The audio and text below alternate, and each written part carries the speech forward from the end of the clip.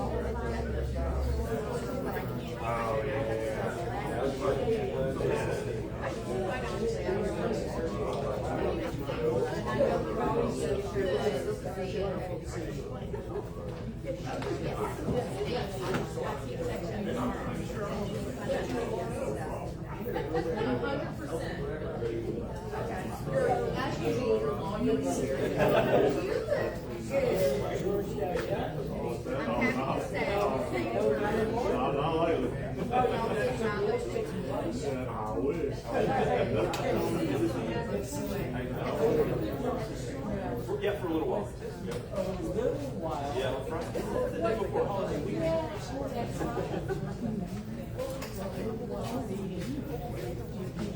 Yeah. I'll out there and try it out. I don't know what day.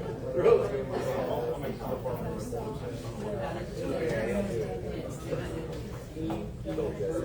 I should be there.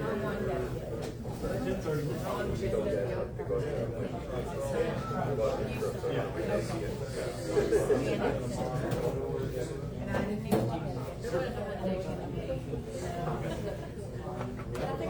Yeah, so we should move to 30.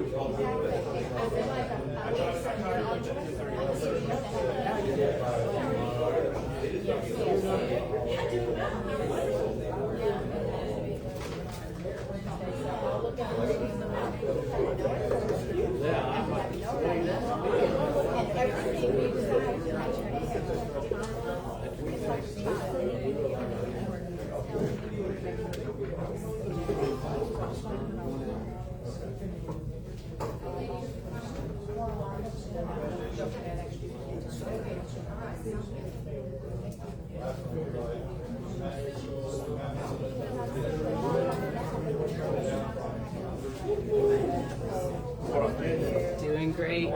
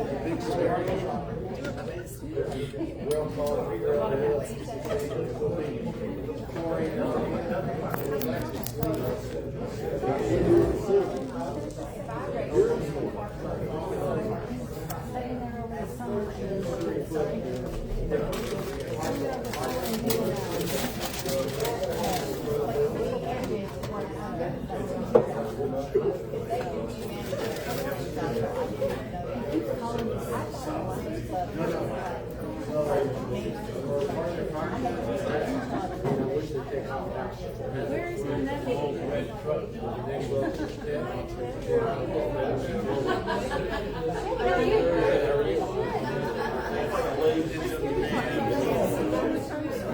Yes. So when I had it there, I let it go. Gas was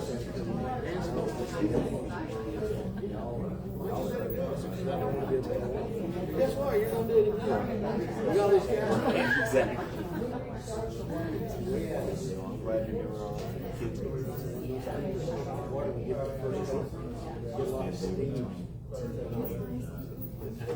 Work.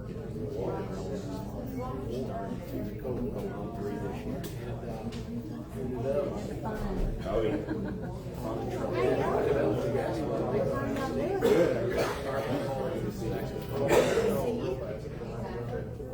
So it's, yep.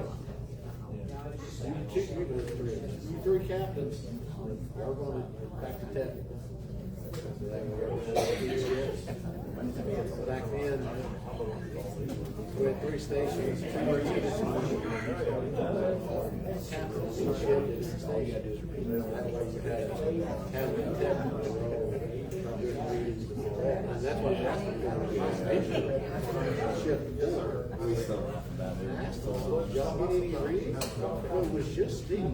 I said, you still should have got reading. Well, how doing this? I said, you take your monitor, stick it up. You don't have to get it in the cloud, just get it up in the air.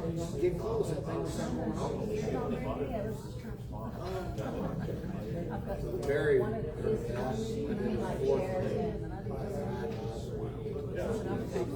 had a little bit like the forecast meter, but it was longer. Yeah.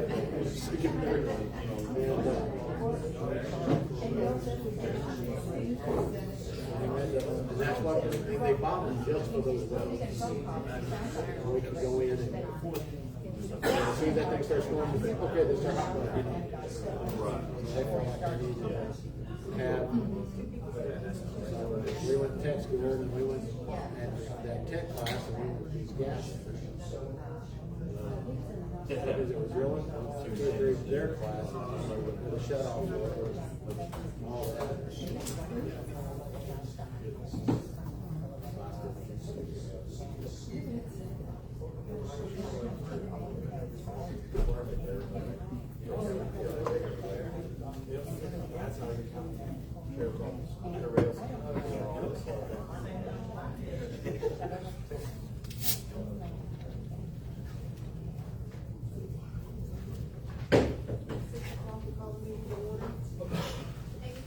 Here. Vicki Wilson. Here. Jason Sneed. Here. Jason Innes. Here. Cheryl Taylor West is absent. We have a quorum. 193, Mitigation. Sorry, dear Heavenly Father, we thank you for this opportunity to gather here today, where we ask that you be with those in the community that are grieving, suffering. Where we ask this evening as we gather that you provide us with guidance and wisdom to make appropriate decisions that are best for the constituents of Whitney. We ask these things in Jesus' name. Amen.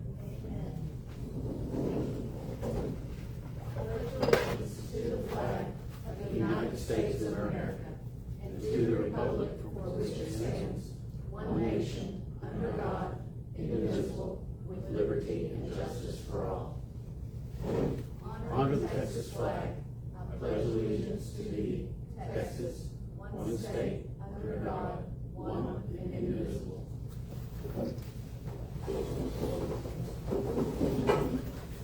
Public comments and receipt of petitions. At this time, anyone will be allowed to speak on any matter other than personnel matters. Any matter not specifically listed for public hearing elsewhere on the agenda or matters under litigation for a length of time not to exceed 4 minutes.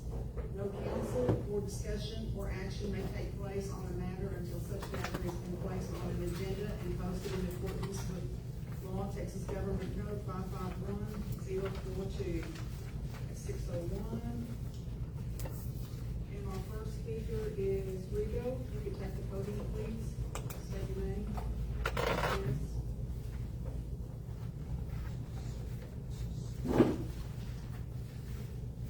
Good evening, everybody. I'm Rigo Frias, and the Parks Board Chair. I reside at 507 South Atlanta, Whitney, Texas. Don't have anything controversial tonight other than the things I'll repeat about for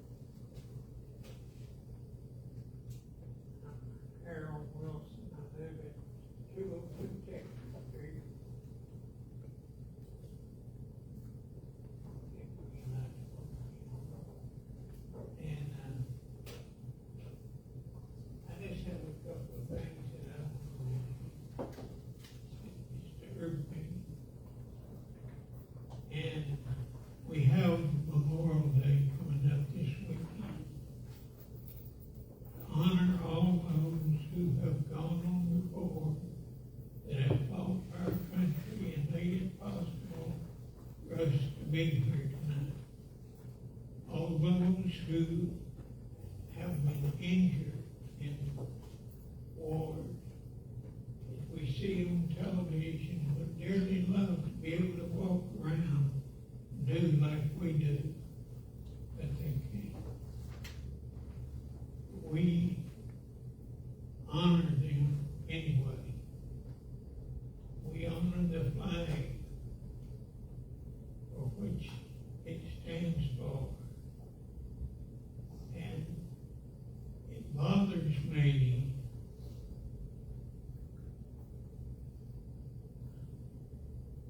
I don't know how to say this, but to say when leaders of my city government cannot stand for the Pledge of Allegiance, I'm sorry, but it bothers me.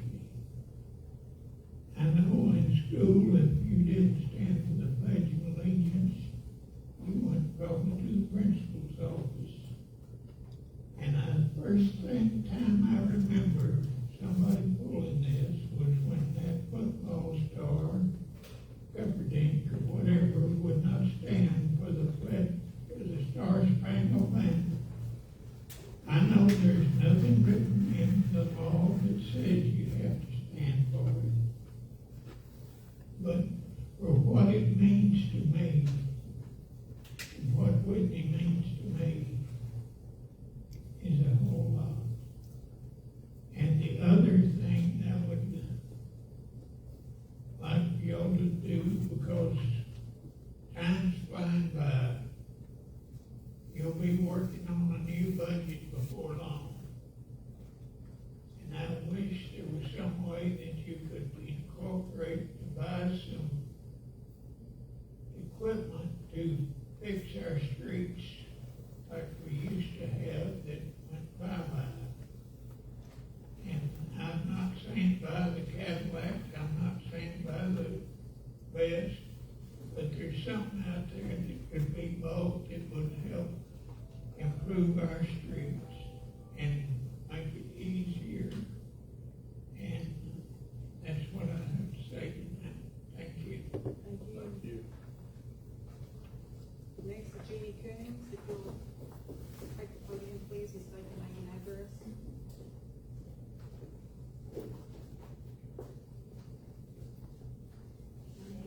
My name is Jeannie Coons, and I'm at 101 West Railroad Avenue. I wanted to acknowledge the Easter egg hunt that I know I missed the last one, but the Easter egg hunt was really special. And I thank the Chamber and KP Realty, and I believe, and of course the convalescent rehab center there. It looked like a great trip, and a lot of kids were really happy. So that's good. And the other thing I'd like to mention is last weekend, 2 weekends before, Spring Fest, that the King Memorial Methodist Church had. It was once a year, and that big hall that they have was just filled with things. People were literally standing in line waiting for the doors to open. And all the proceeds that they received from that and the thrift store, with hundreds of hours of volunteers, all the proceeds go within Whitney, for the people of Whitney. And the thrift store supports 200 people that come in with their kids once a month and their adults once a quarter, or a set of clothes. And they do a wonderful thing, I think, both in the giving and in the receiving. I'm very grateful. And speaks very well of Whitney. Also, I really like to see the American flag at the chamber. It's just going to things up. Looks good. Thank you. Amendment 608. Move to consent agenda. under the consent agenda are considered to be routine and will be enacted in one motion.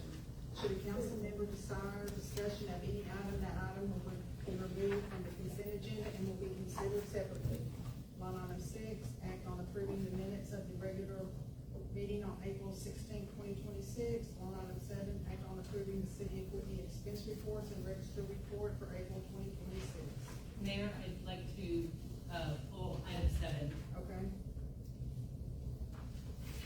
Line item 6, act on approving the minutes for the regular meeting on April 16, 2026.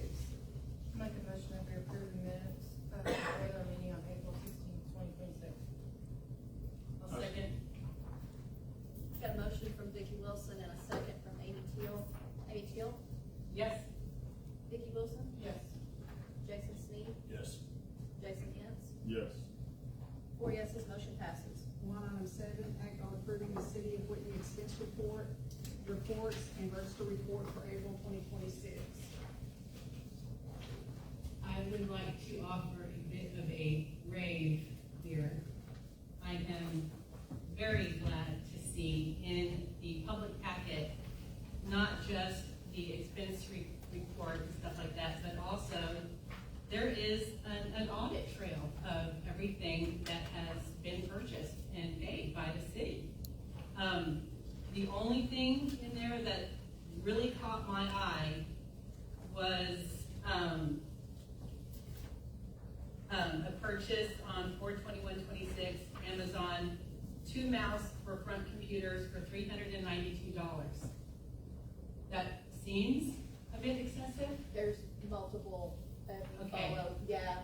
I'll I was show gonna you say it's that. like 20 or something, 20, like 2 packs of 5 or 10. or No, something. it actually had more than just that particular item, with it, so I'll show you how to Okay. follow the general ledger number, so that you can see what was all attached to that one That item. would be fantastic. Thank you so much. And I think those, yeah, because they don't have that on here.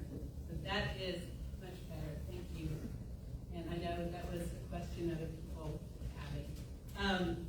In the statement of revenue and expenditures, we do have one pet registration at $5. And I know that the pet registration was originally set up to help fund the animal control stuff, correct? Correct. But that money is now just kind of going into the general fund? All right, and for everybody who was asking how much the election actually cost, that was $2,800 to make sure that statute was followed and everything happened in a legal manner. So all of this is on the website. Feel free to go check it out. If you have questions, contact the city and they can answer those questions. If there's no other discussion, I will move adoption of the reports. I'll second. Got a motion from Amy Teal to adopt, second from Vicki Wilson. Amy Teal? No. Vicki Wilson? Yes. Jason Sneed? Yes. Jason Ince? Yes. 3 yeses, 1 no, motion carries. Moving to our department reports, the mayor's report.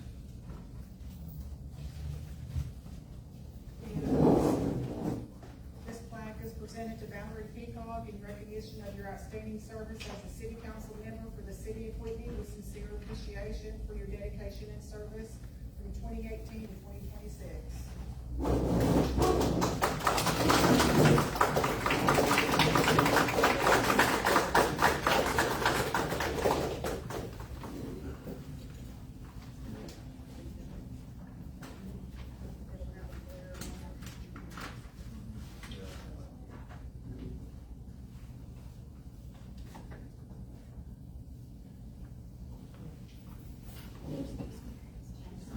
Thank you very much. It takes a special person to dedicate their time and volunteer. Thank you. Administration report. Mayor Mayor, Council, I want to say, we discussed briefly, and you guys know that I've been working on some administrative changes in the office, and bringing on the Assistant City Secretary has helped us not only keep up with the bills and do better with that, but we're also doing some cleanup and internally on some audits that maybe have fallen through the cracks over the past, just because we've just not had the person dedicated to that. I assigned a task to Christy Rogers, the Assistant City Secretary, who is now over utility billing and a little bit of the office staff. So one of the things that she's been tasked with was doing some utility billing audits. So I will turn it over to her to let you know what she's kind of uncovered and gone from there. Christy. Thank you, Council, and fair warning, this will be a full 4 minutes. Just this one. The utility billing office has begun operational improvements focused on customer service, billing accuracy, accountability, and efficiency, as Billy mentioned.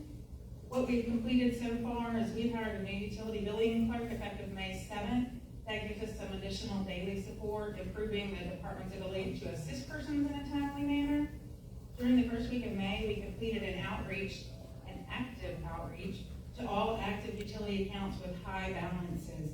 The goal is to help all of those customers enter into a reasonable payment arrangement, become current, and maintain active service.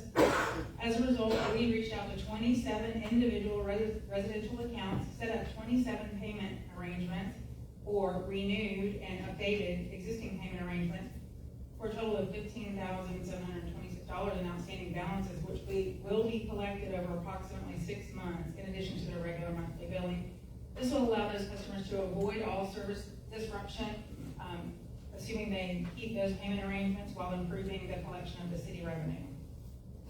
We also began pursuing collection of inactive past due accounts, totaling, and this is many years, of past due accounts totaling approximately $174,000, continuing to collect those amounts owed for services already provided. Also, in that time frame, there's been an annual Republic Services account audit that was initiated in early March. It reviewed and compared billed services to actual cans, dumpsters, service location, identifying where these things are, identifying billing is correct, overbilled, underbilled, along with container discrepancies. That one was great. There were only 54 account discrepancies, mostly account information updates, with an estimated $100 in corrected residential billing impact. So a lot of personal information updates and little billing impact. So we saw that as a positive. Obviously that improves billing accuracy as well. What is in process? In process, the staff members are being cross-trained on key utility billing duties. That's going to help us all be able to respond to citizens' questions and needs seamlessly and be able to resolve issues in a single interaction. We are also updating all the utility billing practice and process documents. In late April, we started reviewing these billing practices, setup procedures, existing written procedures. So we are documenting all the current practices, confirming consistency with the ordinances and policies, and identifying gaps in the correction or format documentation. Obviously, this is going to clear up internal controls and ensure consistent delivery of service. The last couple things we're doing are auditing utility accounts, as Billy mentioned, against current ordinances and rules to ensure those accounts are accurately established and maintained. One of those is looking for accounts that have a penalty exclusion marker, and these penalty exclusions are only eligible persons over the age of 65 are the only ones eligible for that. To date, I've identified 96 accounts that need to be reviewed with an estimated potential revenue impact of about $2,000 a month, and that's accounts that have that marker on them and should not. This office is also reviewing accounts with repeated non-sufficient funds activity. Accounts with excessive return payments are being identified, could be blocked from future check or debit payments both online and in person, reducing financial risk, limiting avoidable administrative costs, and encouraging reliable payment practices. These efforts are intended to strengthen internal controls, improve our service, support fair and accurate billing, and provide our citizens with a responsive utility billing service. Thank you. Department of Emergency Services report.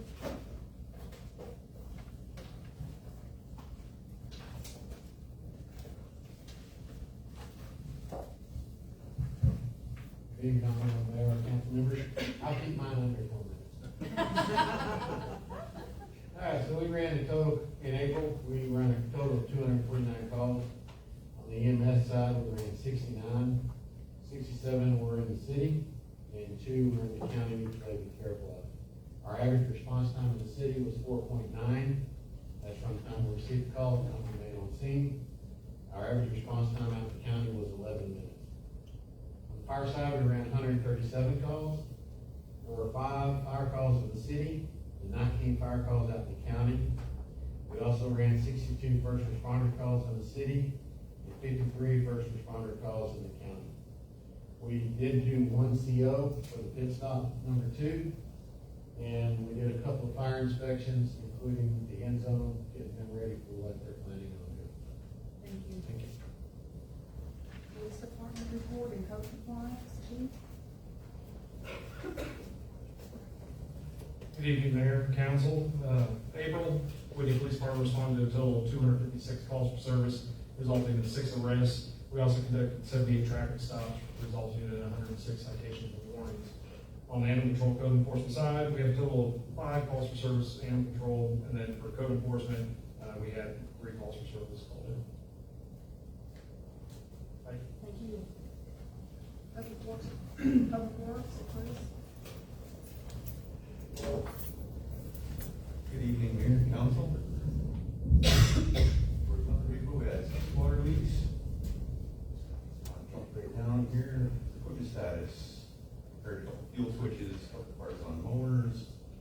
The big ones are, we'll be hearing soon about our need for vehicles. We have a EMC truck, which has slowly been falling apart over the years. It's recently developed transmission and power steering leaks. Both inside door handles are gone. The front end suspension is pretty much toast in that thing. It was old used tow truck when we got it, pretty much. Our one extended cab has an engine light on, which is a minor issue. Gas spills out. The Explorer, the SUV we have, has ABS and transmission issue, which may need to be replaced soon. Our F-350 is minor, that needs tires. And for our parks update, park is open, our core inspection complete, that's kind of a repeat. There was an issue with the paperwork I sent in, it ended up going to one of the other staff members, they just requested it again, so that's recently been completed, so that's all good. And we had 5 after-hours water calls and 7 after-hours sewer calls. Thank you. Question, I'm sorry. On the equipment stuff, was any of this kind of foreseen in the maintenance budget for the water? This stuff,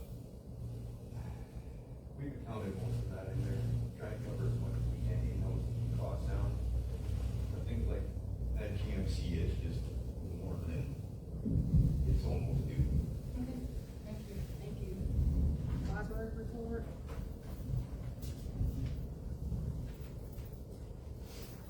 I'm back, under 4 minutes this time.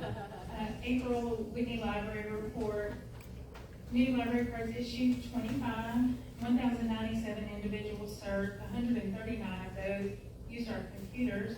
91 of them were served with direct assistance. That's a staffer helping them for a period of time, not just simply answering a question, but helping with something. 30 unique programs and events, 227 persons attending those events, 910 physical items checked out. We had no outreach visits or hours. We had 3 volunteers. Of those 3 volunteers, there were 10 hours worked, 2 staff CE hours, 2 director CE hours, $34.70 in late funds collected, and in total funds, copy and print services, $402.95. Summer reading is coming. Thank you. Can you give us the dates for that? Every Thursday in June. Thank you. Yes, ma'am. Municipal court report? For the month of April, we had a total of 25 citations with the collection of $6,762.76. Thank you. Moving to our regular regular agenda. On item 8, administration of oath of office and presentation of certificates of election. Judge?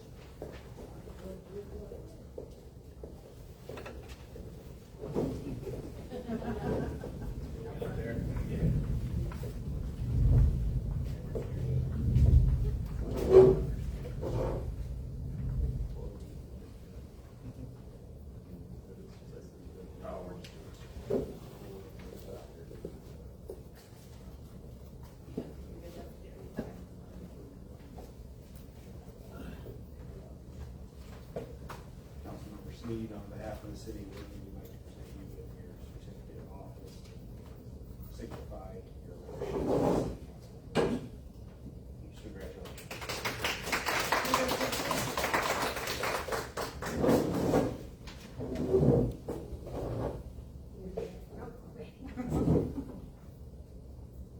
We got a judge here tonight. Congratulations.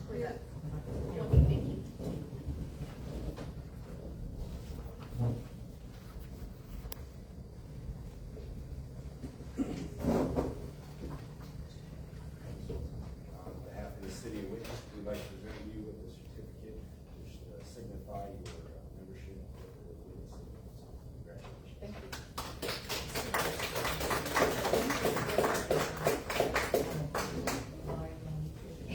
Sorry. Oh, yes, let me do that. Thank you. As a point of clarity, the council members were officially sworn in by Judge Jeton last week. This is, at the official meeting, the official swearing in happened last week. On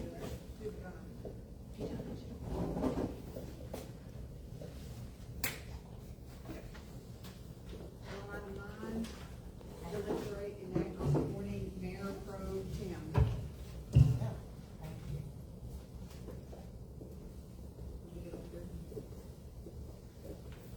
I make a motion that we nominate Jason Hicks as mayor pro tem. I'll second. We got a motion from Vicki Wilson and a second from Jason Sneed to appoint Jason Ince as the mayor pro tem. Amy Teal? Abstain. Vicki? Yes. Jason? Yes. And Jason? Yes. We got, 3 yeses, 1 abstain, motion passes. Jason is the mayor pro tem. Congratulations.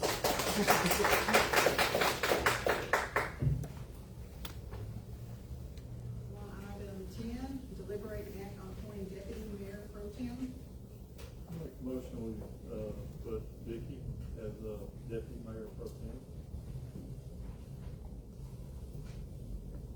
The motion, is there a second? I'll second. We have a motion from Jason Ince and a second from Jason Sneed to appoint Vicki Wilson as the deputy mayor pro tem. Amy? Abstain. Vicki? Yes. Jason Sneed? Yes. Jason Ince? Yes. 3 yeses, 1 abstain, motion passes. Vicki Wilson for deputy mayor pro tem.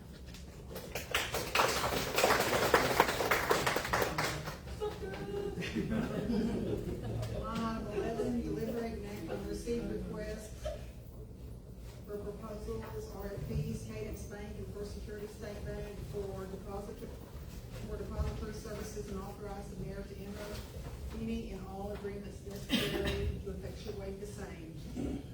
Well, Mayor Council, we loaded you up with documents to read in this meeting, and this is nothing short of that. So I will defer to the city secretary on this. She deals with the banking, and this is something that's in her wheelhouse. With that being said, I will leave it to Christie. So we received 2 bids from local banks. Huntington Bank, Cadence Bank is gonna be Huntington Bank soon, and First Security State Bank. Myself and the Assistant City Secretary went over both bids, and we kind of put together a key takeaway sheet that just kind of highlights what both banks had to offer in way to the city. As far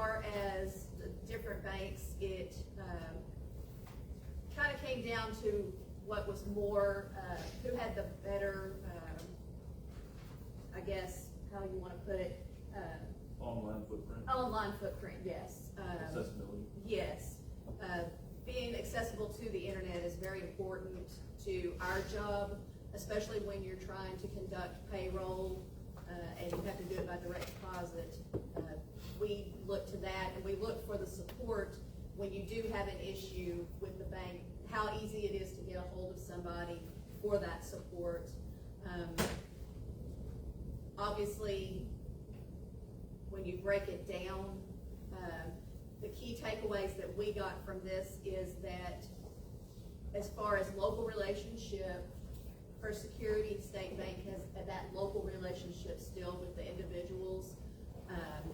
But Huntington appears to have a stronger online footprint that would allow us to continue doing the direct deposits that we do quite frequently for our payroll and ACH wires and that type of thing. And as far as there were some other key takeaways on that.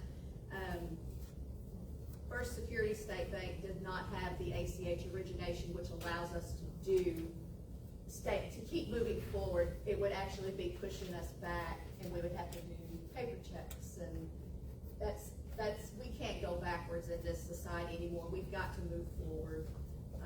And so my recommendation is that we go with Huntington Bank, stay with it. We're already their customer, but that is my recommendation, is that we stay with Huntington Bank. If y'all have any questions. I do. Sure. Do we have representatives of both banks here or not? We have Amy Booth with Huntington Bank. She is here. I do not see First Security State Bank here. And they were aware of the meeting tonight. Well, once again, like I said in the past, I don't know. Turn it off. I can talk loud. Once again, like I said in the past, showing up means a lot to me. That lets you want our business. You can sit here and handpick any bank. Yes, we all have differences in every bank. Every bank's different. But if you want our business, you need to be here. Once again. So that means a lot to me. I have one question. It says that the sealed bid proposals will be received by the City of Whitney, Texas at the Office of the City Secretary prior to 5 p.m. on April 30th, 2026. And they both were. They both right? were, yes. Okay, I know this seems petty, but the one for Huntington is dated May 1st, 2026. Yes, and I brought the envelopes that were I marked know. when they were received. And I know that this says that we reserve the right to waive defects in the bids. I would consider that a defect. But this is a bank, guys. Banks have got to stay on top of even typos like this. So I hope that they will just take that into account moving forward with our accounts. Motion? I'll make a motion that we go with Huntington, Cadence/Huntington Bank. I'll second it. I got a motion from Jason Sneed, second from Jason Ince to go with Huntington Bank. Amy Teal? Abstain? Vicki Wilson? Yes. Jason Sneed? Yes. Jason Ince? Yes. 3 yeses, 1 abstain. Motion passes for Huntington Bank. On item 12, receive information from Chris Jackson with Hill County Emergency Management commending the actions of Whitney Fire Rescue during the Fort Grand Baptist Church fire. It looks like there's a lot of stuff going on out there right now. Christy is going on a much needed vacation, so we're gonna pull a little switcheroo right here for some minute taking. Chinese fire. Yep.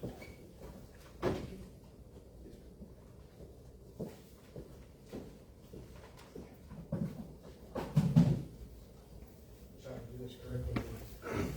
So my name is Chris Jackson. I work at the Sheriff's Office. I'm Lieutenant and County Emergency Management Coordinator. So one of the things that we're going to start doing is recognizing departments that we continuously work with closely and just make sure their city or their everybody or people that support them are aware of it. So I've been with the county now for almost 9 years, I believe. And in those 9 years, I know Matthews wasn't here the whole time. For him, it was Wayland with the city. I've always had good relationships with the Whitney Fire Department. They have always supported the county. They have always supported the community, whether it's the city community or the county community. They don't care. They just know the people that live in Hill County, in their service district or nearby.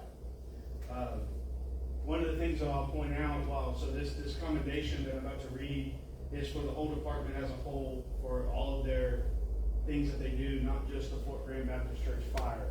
While that was a big incident, they did, Matthews was an incident commander for it. The one thing I'll point out about Matthews is, it's kind of funny. We talk so many times a week. If I go a week without hearing from him, one of us calls the other person and wonders what's going on because I either haven't seen him or haven't had to talk to him for some reason. We talk every single week, and when it comes to county interacting with the city and vice versa, that's so important that we both say on the same picture. While he's the city emergency management coordinator and the director of emergency services, I handle all the unincorporated areas of the county.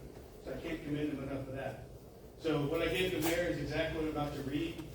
Hill County Emergency Management proudly recognizes and commends the Whitney Volunteer Fire Department for its continued service, dedication, and commitment to the citizens of Whitney and Hill County.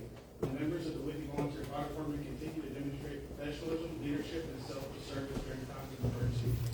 Their willingness to respond at all hours under dangerous and rapidly changing conditions reflects the highest standards of fire service and volunteer public safety.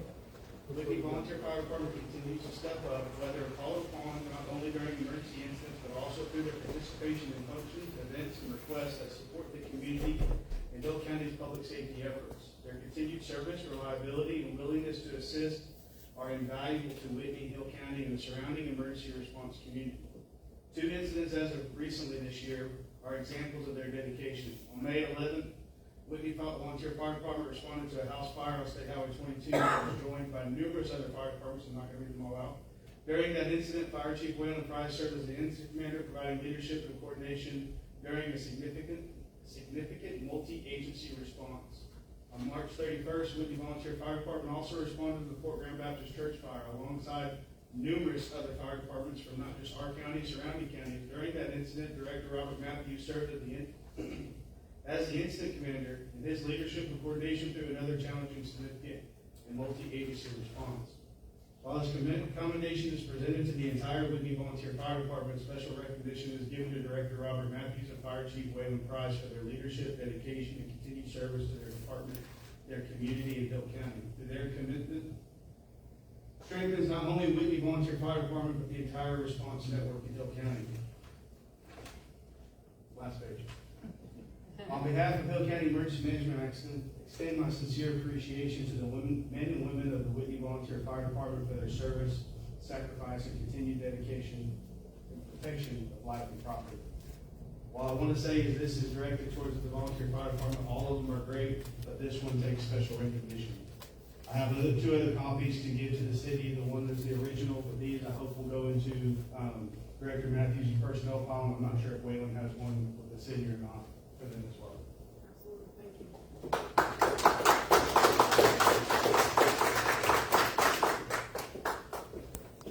Don't go for it. Line item 13, deliberate and act on resolution number R 2026-0501, adopting the Hill County 2026 Hazard Mitigation Action Plan. Mayor, Council, Whitney has always participated in Hill County's hazard mitigation plan. As we've discussed in some of the grant opportunities that we've been looking at, specifically surrounding the drainage and the flooding and stuff, by us adopting this plan, it opens up that FEMA money and would prevent us from being able to potentially be eligible for some FEMA money if we do not have a hazard mitigation plan adopted. With that being said, I've asked, obviously, Chris Jackson's here from Emergency Management. They went through a long, lengthy process on this. It went through many public hearings, and the process was very extensive. If you have any questions for him, I'll defer to the expert on that, but I think this thing has been well thought out. I don't know if you had the opportunity to look through the link that was sent to you, but it's massive And it is, also a public link was put out for the public to be able to see with the, council packet. So, with that, if there's any questions or discussion, I yield. I would like to take just a couple of minutes to discuss it, because I don't think a lot of residents understand all the stuff that's in here. The link that is on the website does show over 600 pages, and that's just the public copy. The council copy has even more information in it. But there's not just verbiage. There are a lot of really good maps and charts and statistics, historical information on natural disasters that have happened specifically in the city of Whitney. And, you know, the wildfire is a big deal for me. There are 193 references to Whitney in this document. You just do a PDF search. So I'm going to encourage everybody who lives in the city of Whitney and pays taxes and has to live under stuff like this to really go check it out. There's good information there. One of the things that, you know, I'm a tax rate chick, I'm a lower taxes person, and in the population and demographics section, the total 2023 population, as an estimate, was 2,308 people in the city limits. And the next chart shows that 503 of those are below poverty level. That's below poverty level, and that is just people that bothered applying for help.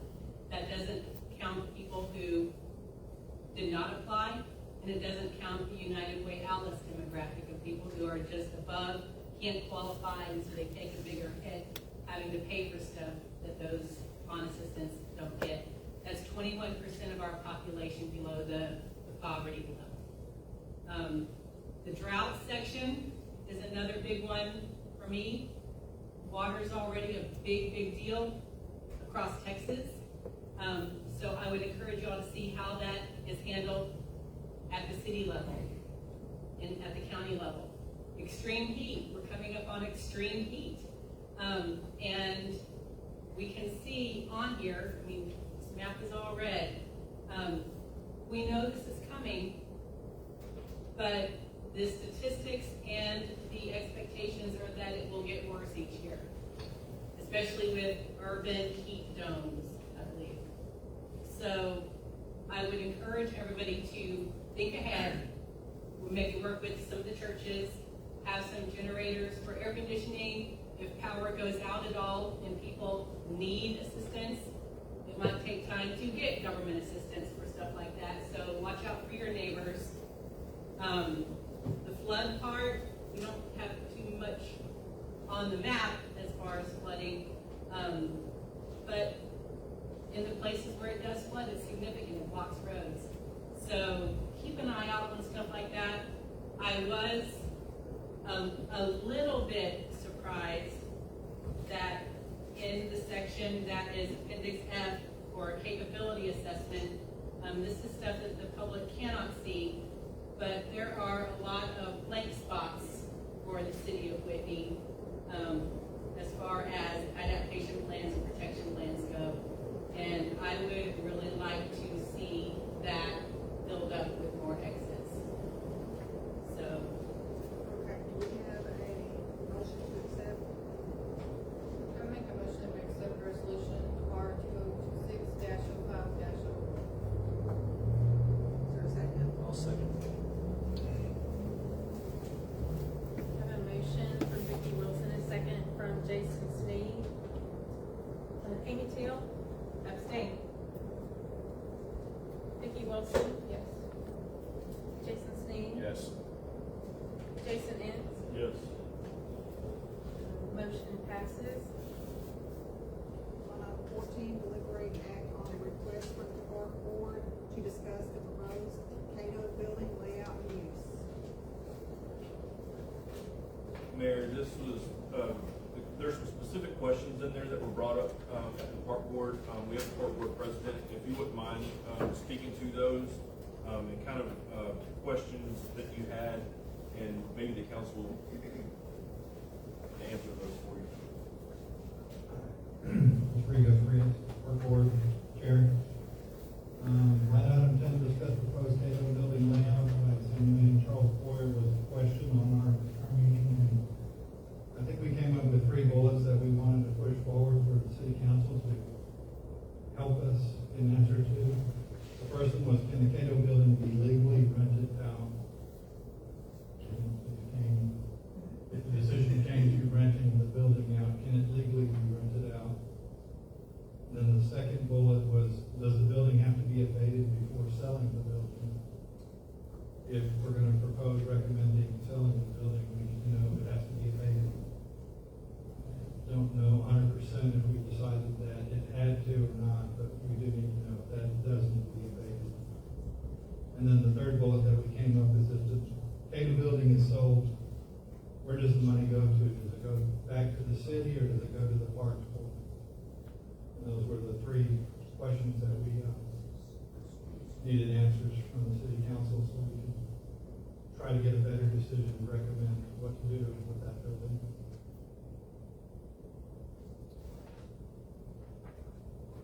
I believe that it cannot be sold. I think it has to be, a sealed bid, correct? So to answer the first question, the city can rent out the building. Obviously, the city would need to repair it prior to renting it out. It could be sold in unrepaired status, but it has to go through, for lack of a better term, I'm going to use later a bid process, but and then you would obviously have to disclose all the problems so the person purchasing knows what they're purchasing. And I may have missed the third question. Third question was if the Cato building is sold, or I guess in this case it would be auctioned off, correct? Right, it's a bid type process, yes. Where does the money go from there? Does it go back to the city or does it go to the parks board? It would go back to the city's general fund.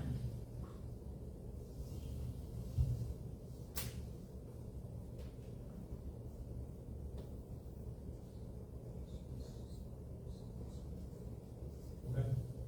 Anything else? No, that's all we have. 3 votes we have on that item.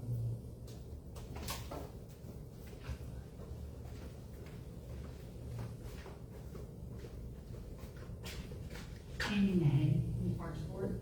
The other question is, what do you want done with that building? When you bought it, did you have an idea in mind of what you wanted done with it? A bid center, community center. A community center, that's what I understood, but we have to have these parameters before we can, because we're going round and round with what to do with it. Because we have no money. Anything we do has to be fundraised. Do you have any money you can give us to fix it, and make it a community center? There are no funds in the budget for that. It would have to be through grants and fundraising. So just to be clear, the Parks Board is an advisory board to the city council, and so the Parks Board would not be taking on a rehab or a sell of the property or giving advice to the city council on what they should do with various parks related issues. I'm so sorry. Well, I know that you guys have been working really hard trying to find resources on how to set it up as a community center. And there was discussion about a survey that you guys got. It wasn't a city survey. The city has no record of a survey that went out. I would like to propose That's not true, because I asked Christie, I asked the city, did you do a survey? And they said yes. They remembered that there was one done on the city website. I asked for those documents and there was no record. They remembered it, they couldn't figure out when it was done. So to that end, I was going to suggest that when we do the budget survey, see if we can add a specific line item question in the survey about the Cato building. To be clear, the survey was discussed at a meeting only, and it was discussed for the council members to go out in public and engage citizens and get a verbal, whatever. There was nothing ever formal sent out. We went back on the Facebook page and could not see it ever on any of their. I did my personal page, Shelby the West did hers, and I know I filled something out on the Facebook page. That's the about budget survey. The Right, but but like I said, there's no record of that, except basically ad hoc opinions that we don't have a record of. And if we're going to consider moving forward, spending taxpayer dollars on a building, then I think it would be prudent to put out the Cato building as a specific line item, you know, in addition to basically something parks, but a specific line item about that building, and see if people are all on board with it. And if they are, then we have an overwhelming consensus that we can document, measure, and relate to as we're moving forward in the next budget cycle. But the question still is, and my question to you is, you said we're just an advisory board, we're not involved in doing, however you stated that, because it was my understanding when I got onto the Parks Board that this was part of the thing that we were gonna do. That Cato building was given to us, and we assumed that it was supposed to be a community center, and we've been getting bids on abatement from the asbestos and demolition of the inside of the building so that we can rebuild it into whatever. But it's just a waste of our time if we don't know what we're doing, and we get the bids, but we have no money to do it. I mean, we need some clarification. At least I do. If I'm gonna continue on the Parks Board, I need clarification. So really turning it into a community center was somebody's idea? It was whenever we discussed it again at the council meeting, and it was discussed, that was the overwhelming response from the council members who had talked with the citizens. That was the overwhelming response on that. I mean, if that's the direction we want to go, I agree with Ms. Amy Till that, you know, if we're going to put the survey out there to the citizens of Whitney, if that's how they want their taxpaying dollars to go to, and then to me, that would be a great idea. Well, that's true, but that statement, I'm hearing that statement, taxpayer dollars, but you're telling us that it's not taxpayer dollars. We're having to do fundraising. That's not taxpayer dollars. Even if we do fundraising, those dollars become handled by the city. And at that point, we have to handle those dollars in a very strict, appropriate manner. I do think that the great thing about fundraisers and grants is that they do have specific purposes. So if somebody donates, you know, $30,000 to turn that building into a community center, that puts some guardrails around that specific donation. But once it is in the city coffers, it's stuck with city parameters. And at that point, it becomes taxpayer dollars. That's the only thing. I know.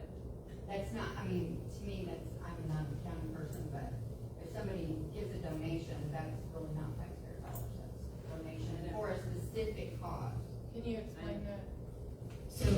So it donated money, if y'all raise money for anything, anybody raises money and gives it to the city, it's not taxpayer dollars, but it goes into the general fund and it has to be used like taxpayer dollars. So slightly in between the two of y'all, which is it goes into the general fund and it has to be spent according to city and state rules regarding how money is spent by the city, which is exactly similar to taxpayer funds. But if it's going in under the Parks and Rec, which we can take donations for and get other grants and stuff, because if it's a Parks and Recs for community center, then that does take some of the burden off the taxpayers. Oh, sure, any fundraising would take some burden off the taxpayers, there's no doubt about that. And I do have a question, because I was at this meeting and I wanted to question as far as if we had some businesses in town, do they have, because it is gonna be a Parks and Recs, and they wanna volunteer their time and their expertise to do this, you know, help on this building, do you still have to get sealed bids? Because that was what was brought up, was that. Sealed bids to work on it? Yes. So that was our biggest question, is if somebody wants to come onto a city facility and do work on the facility, fix the plumbing, fix up something, you know, tear down stuff, abate the property, are we okay just letting them go do that? Or do we have specific things that we have to do as a city to control how that happens? So you don't have to go through necessarily, they're doing it really completely for You don't have to go through a bidding process, but you do need to be very careful, as anybody would with having volunteers, even professional volunteers working on your buildings. And so we would have to work through those liability issues. And if they were willing to do it at a reduced cost, we can take that without having to go through. No, at that point, then you have to go through, if the city pays a certain amount of funds, you have to go through the bidding process. And can you remind us if that's like 80 something? The threshold for Yes. is $100,000 now. $100,000. So if it's under $100,000, then staff doesn't need city approval? No, so Or you the still- state still- statute changed this last year from 50,000 threshold to 100,000. So that automatically triggers bidding now as 100,000. So the city at this point doesn't have a specific policy that says for this abatement, you know, if it's this much, we have to go out to bids. Is it always a good idea to do it? Absolutely, because you want more than one to look at, right? So we've always tried to do that regardless, but it's not a requirement until that $100,000 threshold is legally required for us then to go out to bids. There are exceptions.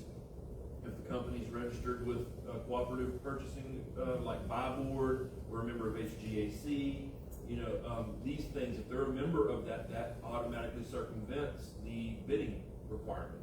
So there's a lot of, in the procurement laws, you know, there's a lot of kind of that stuff. But $100,000 legal requirement unless they're a part of that cooperative buying program. And you can go on either one of their websites, Buy Board, HGAC, and there's a list of vendors.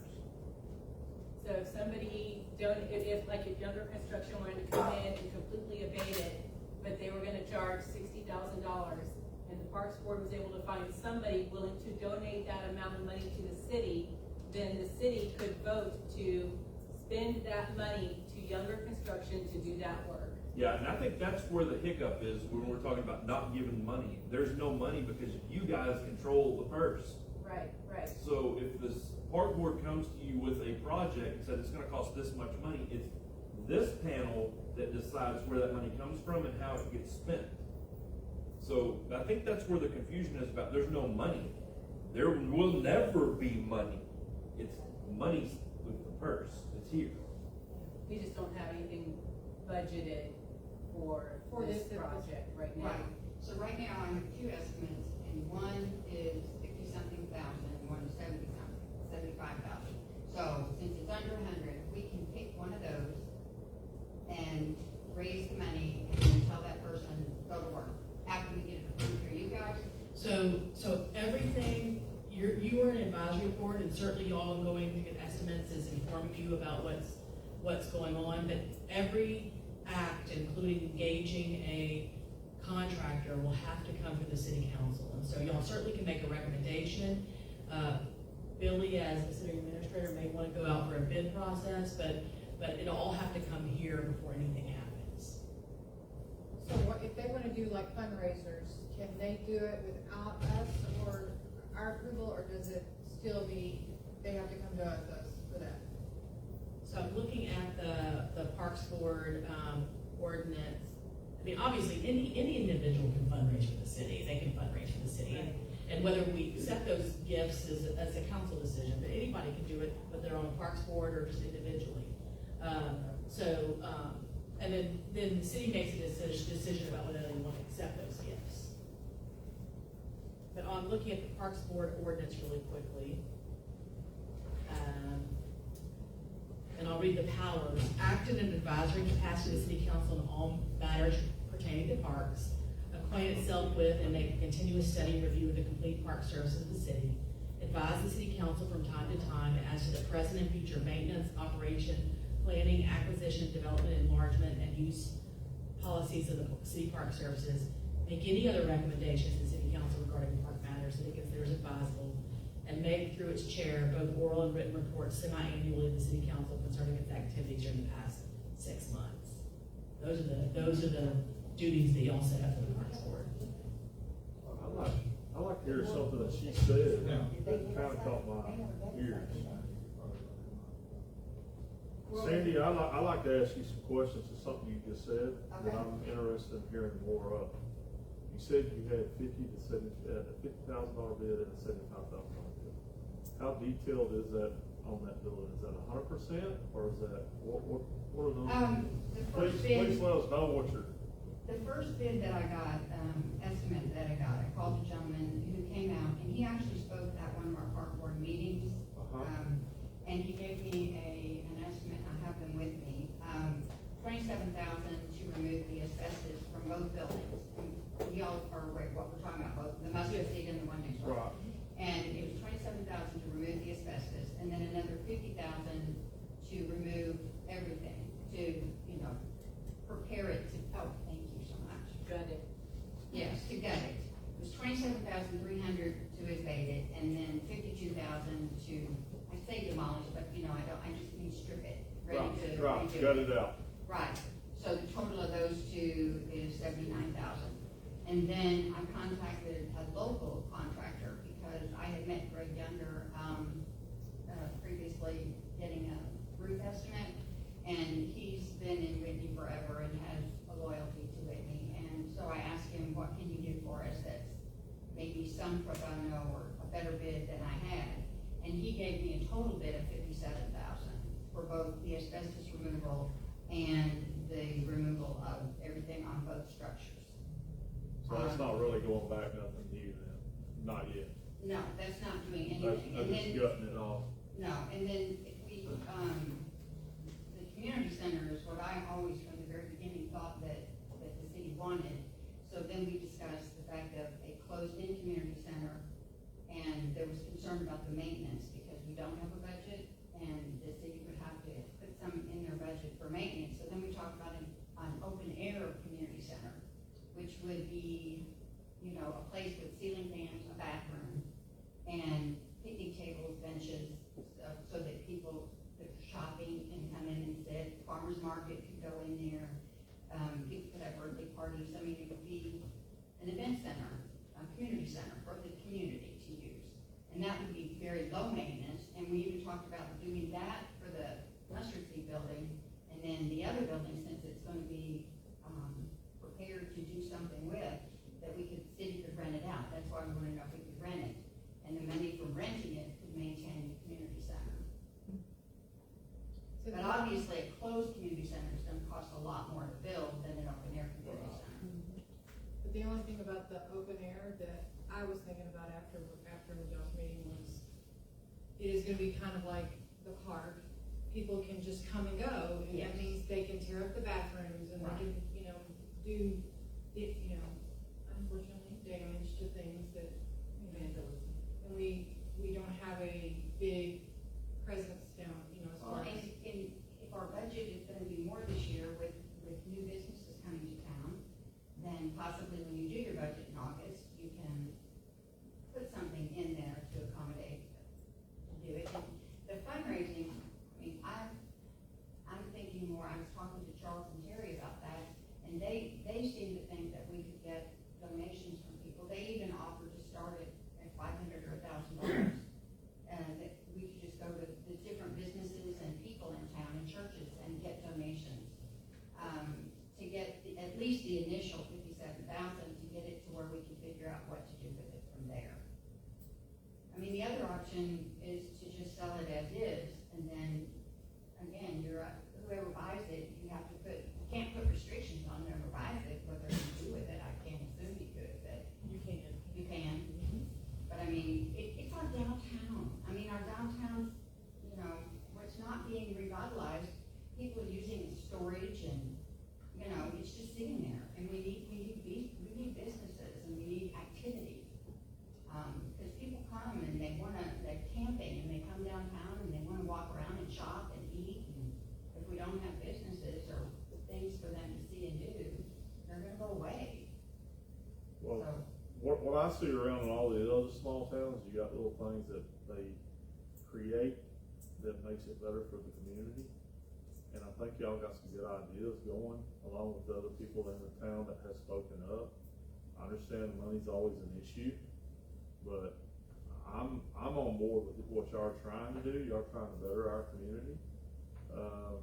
There's little things that I drive through other towns that catch my eyes, and it's not much, but makes the town a little better.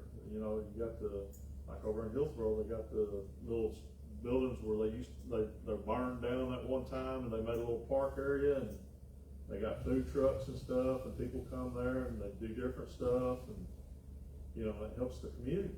And even in the smaller towns, they have little areas that you try to better your community to bring people in and attract and everything. So don't think that I don't support what y'all are trying to do, because y'all are trying to do something better for our community. And I'd love to see something happen, you know, as far as make everything better and give a place for people to go.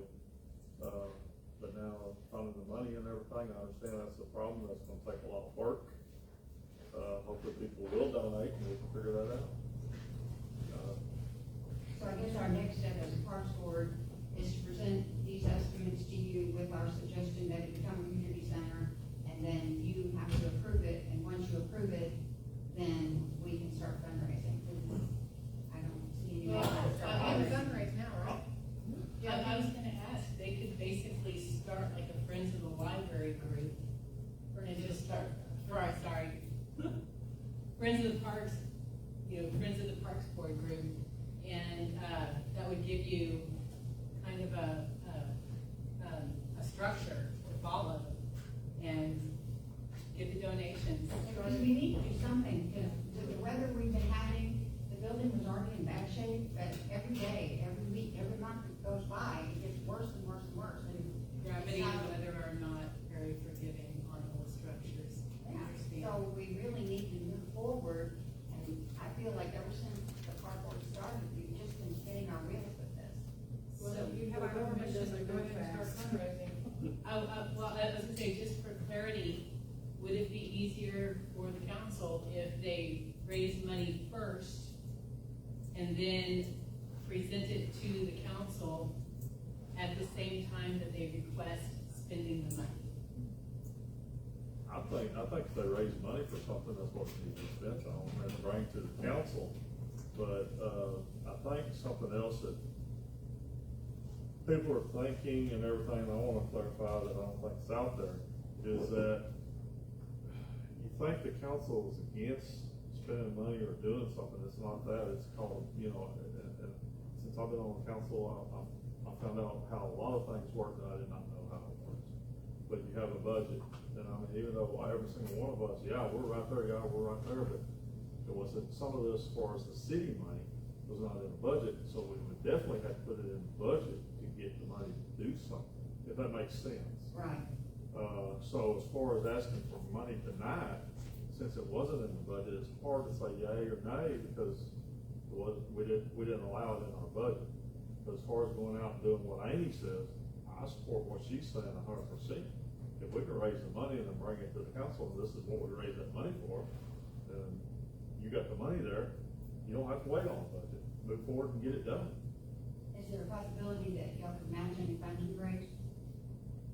Goes I'd how you say- say that goes back to your budget, you know, you Yeah, go light, you it's go not in out our the budget budget. at this time. The only reason I would say that's highly unlikely is because one of the next few agenda items is the wastewater treatment plant. And that's going to hit a lot of people pretty hard. So that's gonna be a huge issue in this next budget cycle. Because everything that we're tasked to do on the park board is involving fundraising, and it's gonna be a lot. I mean, It is a lot. because it's not just the cable building, it's the tennis courts, it's the cover for the playground at the park, it's the lights at the park. I mean, we're tapping people out. Yeah, absolutely, and we're tapping people out for donating, and we're tapping them out on taxes. So, I would encourage you to reach out to WWFL and WYS, and you might be able to do, some group fundraising too on stuff like that, especially lights at the field. Yeah. But they can Kevin's probably got give you that. guys, yeah. He's working on The that. the Parks Board in the past, guys, we used to have a Parks Board a long time ago. The Parks Board we kind of extended to other areas. But the Parks Board started back in my father's time, I guess. But whenever we had it before, when I was more involved, what the Parks Board was designed for is to run the city park that all the volunteers have built. Now, what the Parks Board did do is they take into consideration of the youth group, what they needed, or what actually the park needed for as the community, and try to get it done or fixed. Okay, and then what the city did in their part to hold up the bargain of their end of the bargain is what I recall. Now, days have changed, y'all gotta understand, everything's changed, people changes and everything, but back then they allotted $10,000 a year for the Parks Board to improve the city park, or whatever needed to be done, you know, such as power pole or whatever. So now we have expanded the Parks Board to take over the Memorial Park, the community, you know, you see what I'm saying? But in the past, it was set up and designed to run the city park. And in the budget, they budgeted $10,000 a year for the Parks Board to improve or makes things better. Is that no longer done? No, it's not. There's But nothing in the budget at all for the parks? City parks? not like that, not like it. But you got to understand also, they brought the Parks Board back. A lot of people in this town didn't even know that we ever had a Parks Board. The only people that knew that we ever had a Parks Board is people like me that's been here all their life and knew how it was ran. So the maintenance of the city park was? Maintenance was different. As far as maintenance, what do you call maintenance? Mowing, paying the water bill, paying the electric, that came out of a different fund. That came, basically, I wanna say back then, it came out of the general fund. What does it come out of now? So I was gonna make a point of clarity here, is in the budget, there is a parks repairs and maintenance, and it has consistently gone up for the past 3 years. So initially it was very low, and I think this year we budgeted 15,000 in repairs and maintenance. And most of that is because it's an Army Corps of Engineer land, and we have to maintain it by law, by that, terms of having that property. There's no law. But I think we've gotten way off topic. I just wanna seek some clarity here. They're asking for direction, so is our direction saying, hey, go start something and raise funds? I think that's kind of where we're at, right? Yeah, and the $100,000 limit is kind of a good threshold. I think that they needed to know. Right. Go ahead. So, you're saying right now, as the city council, that the money that this park board raised is gonna go to the Cato building for a community center. And even though that price tag could be $650,000, and then you're gonna maintain it, you're gonna give us a budget to maintain that building, because it's gonna have to be cleaned and everything else. I'm just saying that because I want, these people work really, really hard and with no clarity. And I think the Parks Board, I agree with Jason, I've talked to the wards that were actually on the Parks Board at one time, and maybe we need to start with a small project so people can see that what the Parks Board is doing, start small and move out towards raising money. That's gonna be a lot of money. So I think they need your clarity. They need you behind them on what is happening with this building, because they're spinning wheels. Well, and that's one of the things that, that's why I was saying if we could include this specific building on the budget survey, that's just a formal way that the city can track responses and get a wider net of opinion. And that's coming up in the next couple of months, right? Well, my feeling is if we can get this $57,000 raised and get the building, the asbestos removed, and get it as a shell to do something, and then there's no money to do anything with it other than sell it, it's gonna be worth 4 times what it is if we sell it as it is. We have to do something with it. Right, and I think at the end of the day, that kind of decision is gonna depend on what the donors who donate the money actually want to see, and make sure that they understand what the risks are once the building is taken out. And this is where it might be easier for you to do fundraising if you have a wider formal city response.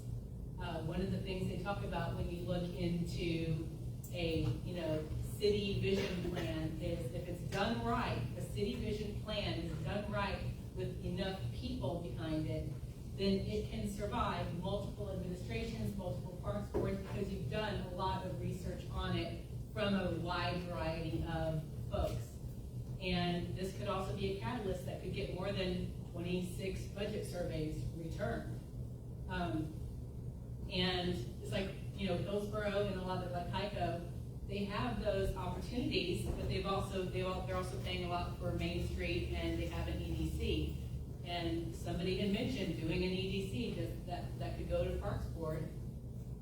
I don't know where this council is on something like that. I'm not really in favor of that, but that's where a lot of those funds come from in those other towns.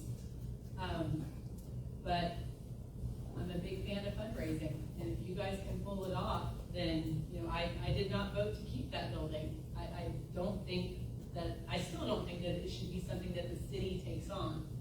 However, you know, I was outvoted on that, and if you guys can make it work, then, you know, I'm okay saying, there you go.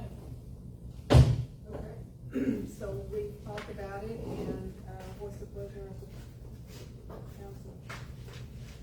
I would make a recommendation that we recommend to the Parks Board to begin fundraising for abatement and, for lack of better terms, demolition, to go forward with whatever option comes after that. Whether that's taking it further or selling it, we have to do something, as you said. So I would say that's council's council's recommendation to the board. Or renting it. You know, Charles came up with an idea that I think he said the veterans can come in and finish out a building. We have a motion on the table. Sorry. I'll second it. All right, we have a motion from Jason Sneed, a second from Jason Ince. Amy Teal, Fundraising, donors, yes. Vicki Wilson, Yes. Jason Sneed, Yes. Jason Ince. Yes. Motion passes. Line item 15, deliberate and act on the request for the board to discuss the tennis courts renovation. Again, council, this is something that was discussed, and I believe the president had some questions about the tennis court, some issues that had come up in the meeting. I think it wasn't really, I didn't think it was a tough one. It said, do we want the city, does the city want to sponsor this event? Or does it make the city liable for anything? Because we were looking to get the city to sponsor this event. So, I'm sorry, tennis courts. We were recommending, Parks Board recommending the removal of the chain link fence in lieu of the recent accident that involved emergency services having a difficult time responding to an incident recently at the court. They couldn't get into the entrance in a timely manner. And I think for safety reasons, it's not really security, it's got an opening, but for safety reasons, we were recommending the removal of the chain link fence around that tennis court. Do we have a motion on that? Any discussion? Discussion? I need some clarity on what we would be moving on here. Would that be the council recommending to city staff to take action based on the request from the park board? Is that what we're looking at? Yeah. Okay. That's the way I'm reading it. Yep. Okay. Then I would make a motion. Sorry. Actually, yeah, you can do a motion second and then discussion. Yeah. Okay. I'd make a motion that we direct city staff to remove the chain link fence at the tennis court. I'll second it. And for discussion, I would like to hear from city staff how much something like that would cost. Would that be a problem? And what you got? I can go for a couple bids for it. I'll price it out a couple bids. I'll see what contractor will do to take it down. Big question will be how far do we want to take? Thank y'all for coming. Take back out the bare bones, pull posts and everything, or just pull the mesh off, or what if you took maybe just one, the front side opening off, and, you know, that way somebody has that. But I can definitely try some options, and I can look at doing it with our current staff too, see how far we can get. Come back and present some options, so you can. I know since the issue was concern of accessibility for an emergency, and, you know, the little entrances right there, you can really kind of barely walk through, much less get a stretcher through. So something like that might be fine taking down just the front. I know the back was pulled open, but that means they had to go around the back and out back. It'll pretty much come down to, will you be okay with it aesthetically if we just cut a big chunk out of it, or? I think aesthetics is one of the last things that we can really justify working with this tennis court right now. It can and can't be, is. No. Would it be of value to anyone as scrap, if you could put it out there, does someone want to come, free fence, you have to take it down? I mean, Fundraiser. there's people that advertise all the time, they'll haul off scrap metal, so I'm just wondering if there's anybody that if it would be of value to them. So that comes back to, if someone is volunteering to do work on a city facility, we can let them do that, correct? I think that what the counselor had kind of alluded to earlier, and it's always been a practice, is if it's paid for with taxpayer funds, it cannot just be sold, it has to be auctioned off. I could be wrong, but that's the way it's historically happened. And if you, for instance, if you bid out, I'm not going to the fencing, but it's kind of a similar concept, if you bid out a demolition project, you could have as part of the bid that they can keep the contents and demolition debris, and sometimes that lowers the price. I think you could do the same thing for a fencing contractor as well. Allow as part of the bid, so you wouldn't necessarily have to auction off the materials, but that opportunity would have to be available to every bidder. But only if it's $100,000. What, in that case, in order to allow them to take away city property, it's probably a better idea to bid it out. Just want to clarify. Yes, thank you. Or I don't know if we can scrap it, or the city can dump it back into the general fund or something, but I mean, if the council decide what to do with it once that money is. So we could ask staff to look into that and give a report to the Parks Board. How would you I find? didn't know if they were allowed to scrap it, take it to somewhere like Lipschitz, and then the money goes into the city, the checks made out to the city. Yeah, checks get made out to the city, and then I've done it federally that way before. Okay, we're gonna move on down to line item 16. We have the motion on this. So the motion on the table is Jason Sneed made a motion to direct city staff to remove the chain link fence. So we need to clarify that and get quotes for that, or? Amend the motion Amend the to direct motion. staff Yeah. to research best options moving forward and present to the Park Board at their next Is that your motion or his motion? No, that's fine. That's what I'll get you clarity. To amend that motion to, direct city staff to research the cost. Okay. Yep. It'd be easier to withdraw the previous motion. Without objection. Do we need another second? Both of them. Okay. The amended motion by Jason Sneed is to direct city staff to research the cost of removing the chain link fence, seconded by Jason Enns. Amy Steele? Yes? Vicki Wilson? Yes. Jason Sneed? Yes. Jason Enns? Yes. Motion passes. Line item 16, deliberate and act on the city hosting America's Potluck at the City Park for another location on Sunday afternoon, July the 5th, 2026, as part of the American 250 celebration.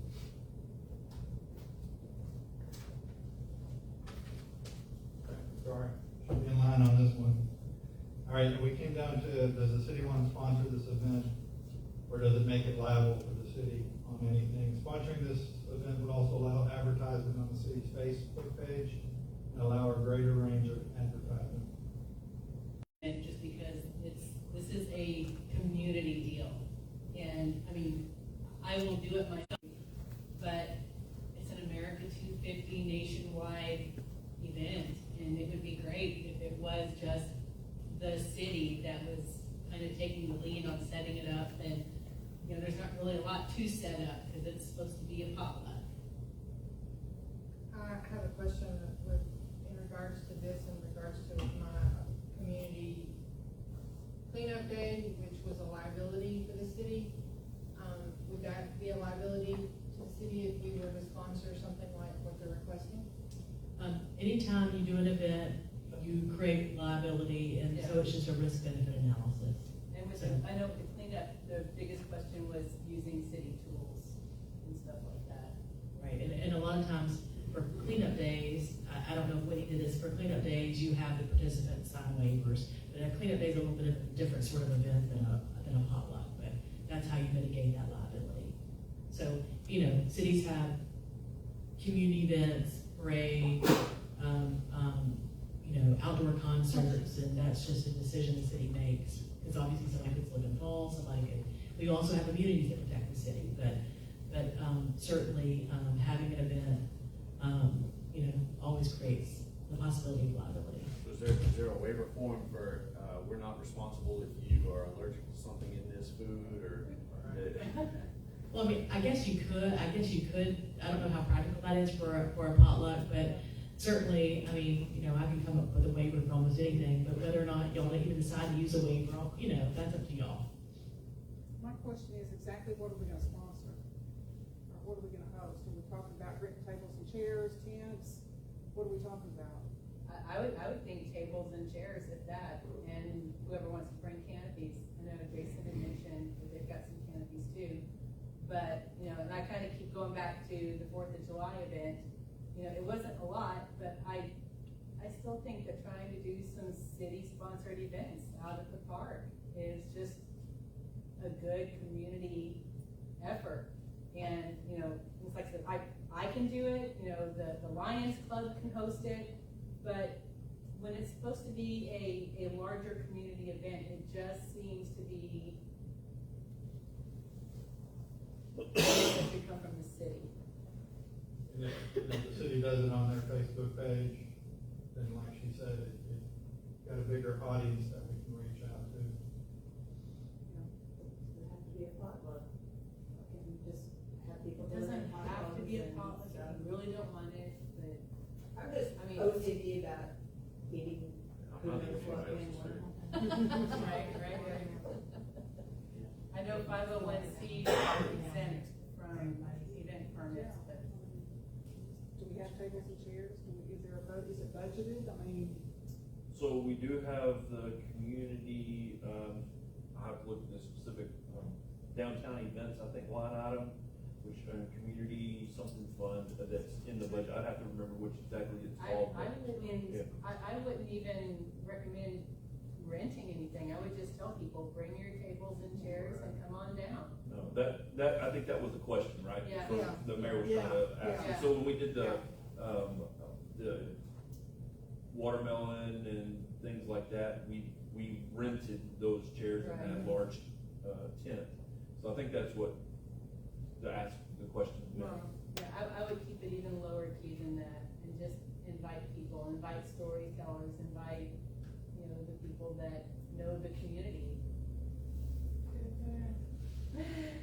When we approved the permit for that, it was not a city-sponsored event, and it didn't involve the city paying for anything. And when she asked for it to be a city-sponsored event, it was mainly for the advertising purposes. It wasn't for the city to take on any And financial I responsibility. mean, I am a big fan of the less the city does, the better, honestly. I mean, I voted that way, I try to keep that. But, you know, I mean, this is an America 250 event. Plus 150 for Whitney. And Right, 150 and for your Whitney. webpage, and your webpage should Yes. also reflect, you know, that That whole on a thing. greater scale. And maybe an ad in the Lakeland that it's a Press city-sponsored. release. Yeah.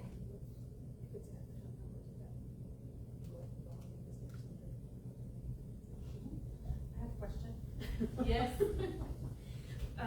For note taking and for understanding, I think I'm hearing the request is to sponsorship just to be advertising on the city's Facebook page and potentially the website. Is that accurate?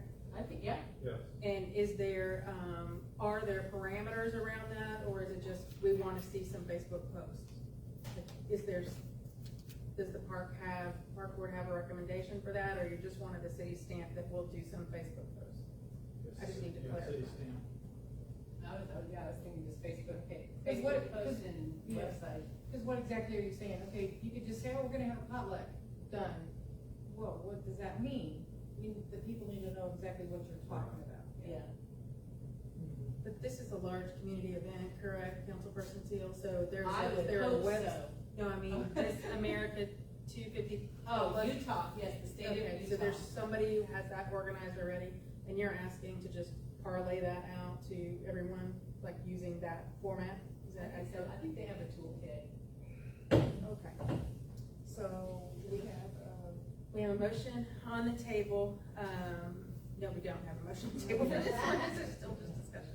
May I ask you just, I think that we've kind of gone around and around and around and around right here, so let me just lay it out like this. It seems like what we're asking here is, because the agenda item says deliberate and act on the city hosting America's Potluck, but that's not necessarily what the ask is. It's to help promote this as a city. Event. Okay, Is that? I think that's more accurate. Yeah, so, I guess that's what I was just trying to get clear here. I just is, want to make sure the city can promote something that it's not hosting. I got you. So, when we talk about hosting, it's not necessarily anything that the city staff or anything necessarily would be involved in. There would be no expense to the city on a budgeted item. This is simply the ask for the city to be able to promote on the city's Facebook page and website the event at the park. Is that clear? I think that's very clear. Okay. So do we have a motion? No. Yeah, so I'll make the motion, that the city promote the America's Potluck at the city park. Is there a second? I'll second.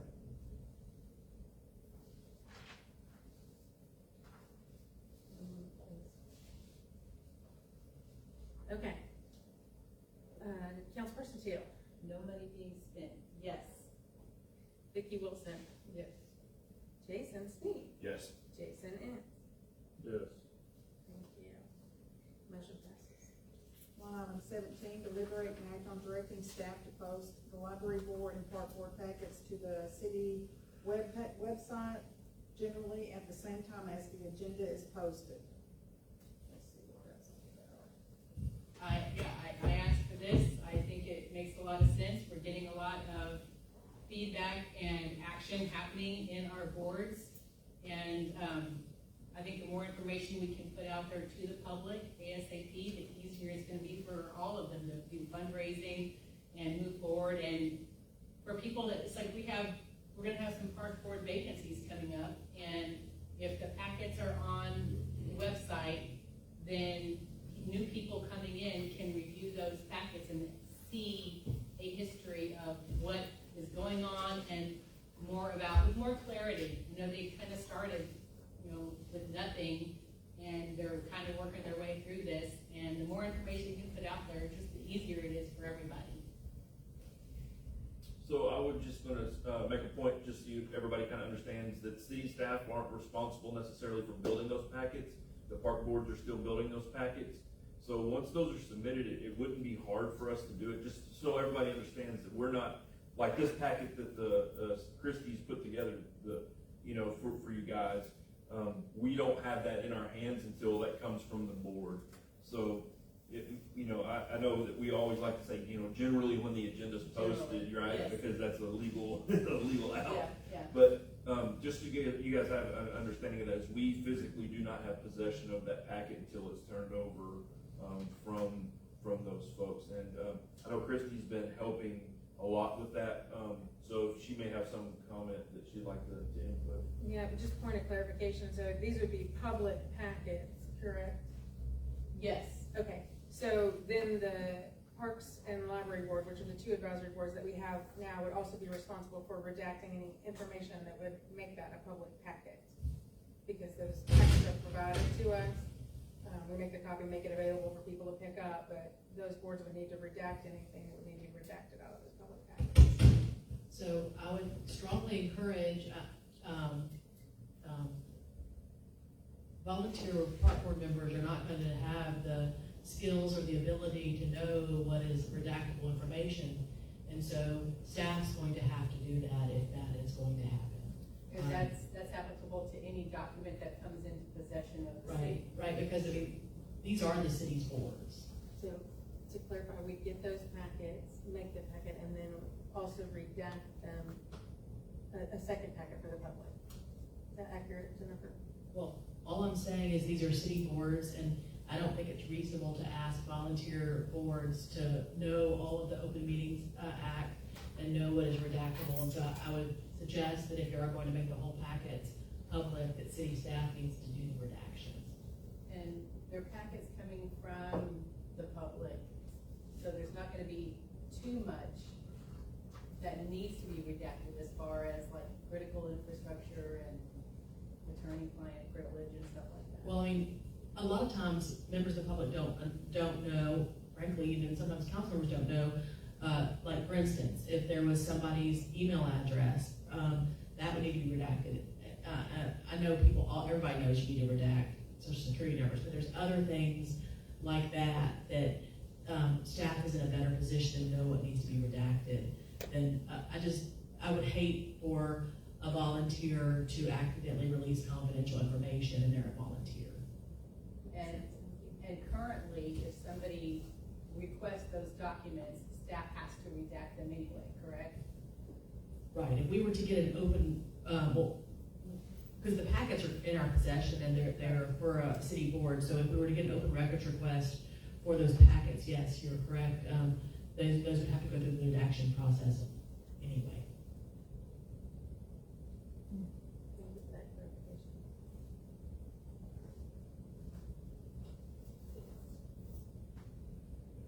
Okay, do we got a motion? I will move that we direct staff to post the library board and park board packets to the city website, appropriately redacted generally at the same time that the agenda is posted. Is there a second? I'll second that.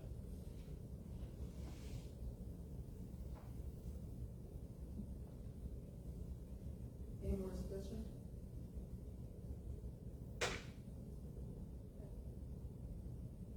So the motion is for the staff to post the library and parks board packets, appropriately redacted, public packets, generally at the same time as the agenda is posted. Generally. I'll finish all those notes. Okay, the motion was from Amy Till, second by Jason Sneed. Amy Till, Yes? Vicki Wilson, Yes. Jason Sneed, Yes. Jason Ince. Yes. Motion passes. On item 18, deliberate and act to receive an update on wastewater treatment plant, town halls, public information sessions.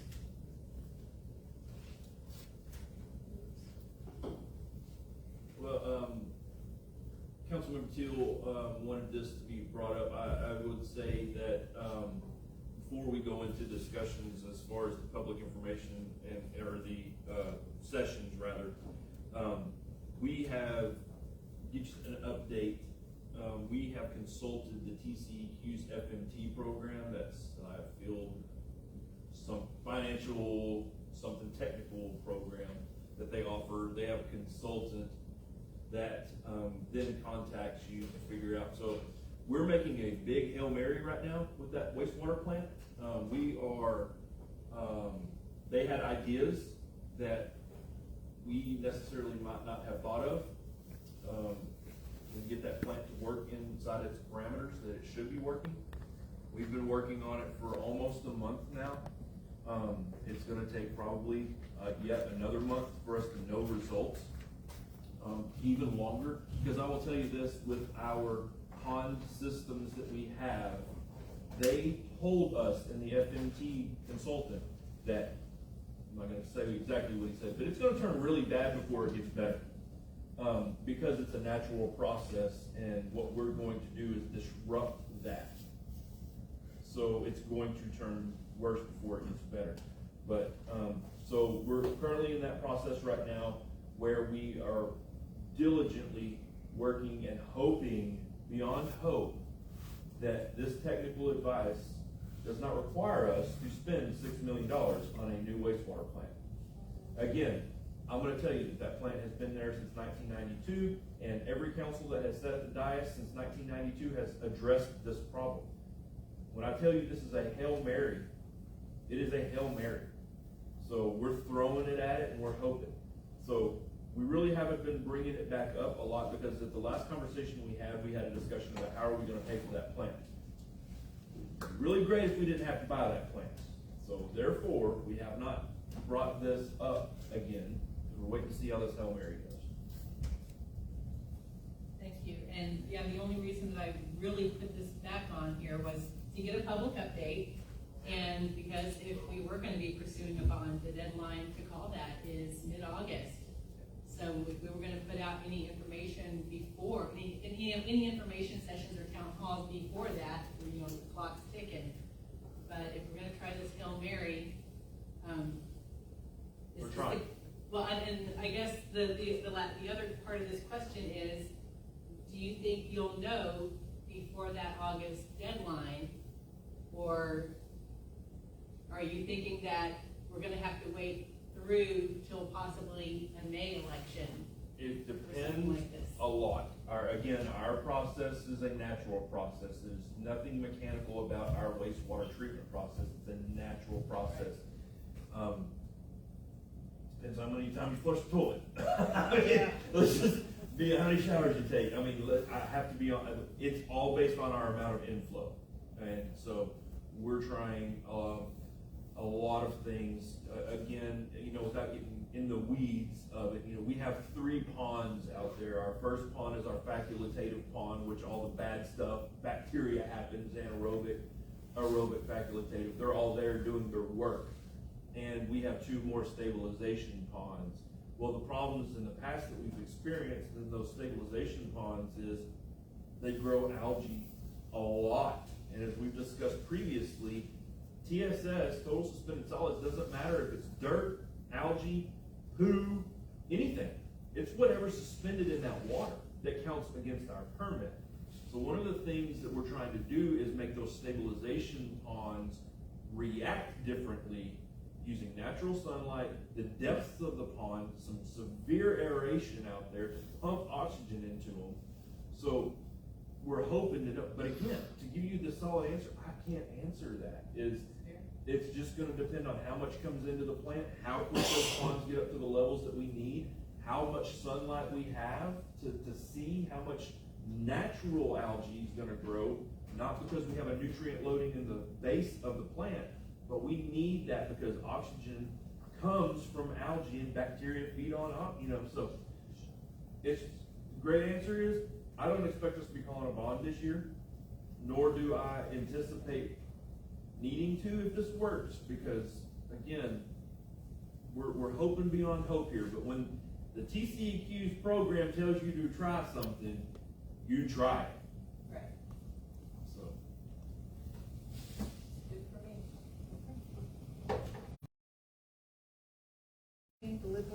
Deliberate and act on a citywide garage sale September 4th to 6th, 2026, and waiving garage sale permit fees. Yes.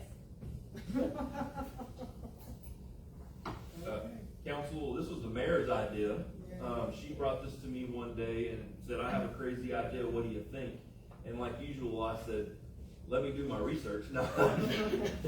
So this is the mayor's idea. She brought this to me and I said, you should bring it to the council and see how they entertain it. I think it's an excellent idea and I would fully back it.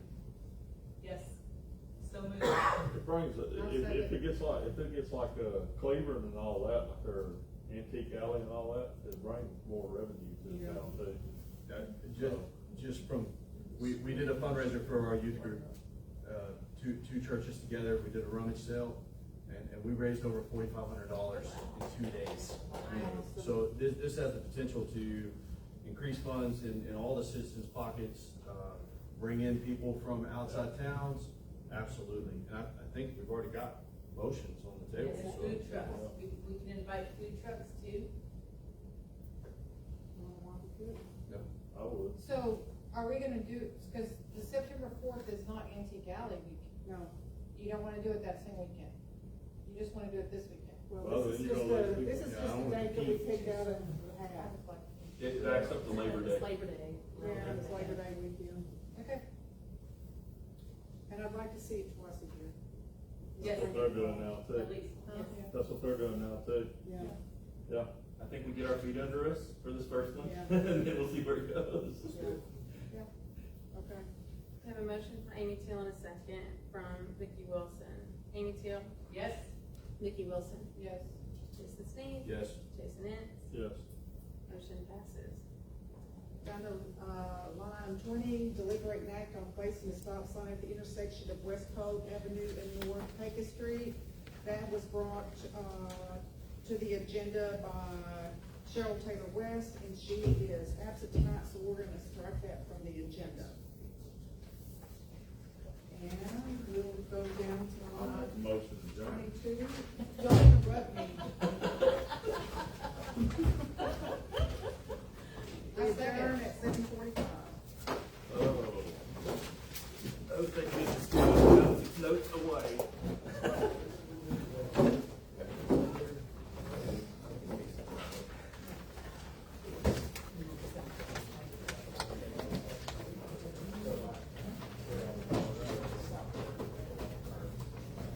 I mentioned it at the previous council meeting.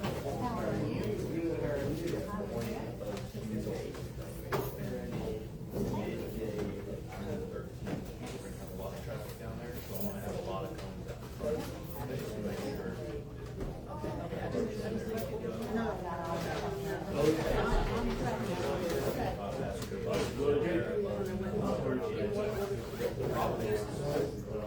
All our church people know, but a lot of my students and parents, they're not organic to our church.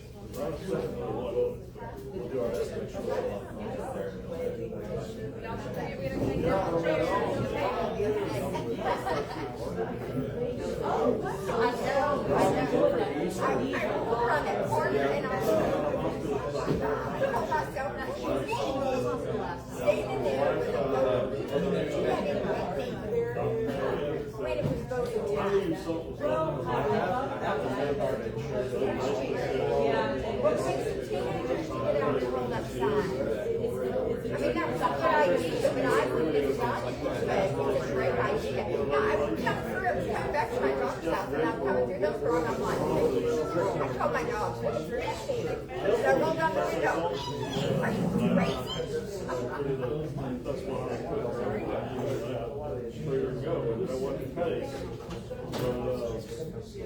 Hillsborough, we know more personal level with the doctor's Well, exactly. We need something like that. I mean, it's a great idea, and I think we need to make some.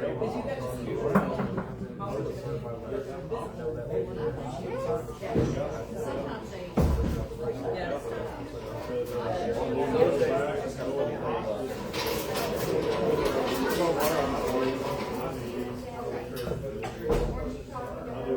Okay, guys. Yeah. Oh, you were on the other line. Yeah, okay. Okay, so July 5th is a Sunday afternoon. It'll be after, around, probably after church or around lunchtime, 1 o'clock, I think. We'll see what the city wants to do and talk to some other people in the community about how to schedule it and set it up, and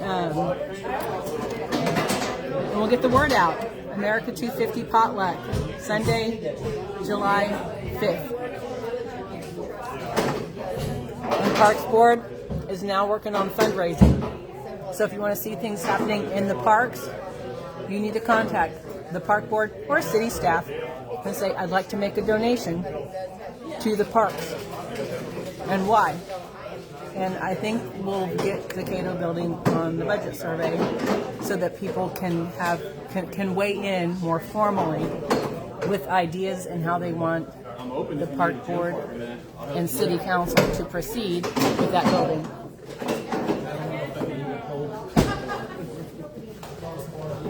Okay, I'm going to stop this now.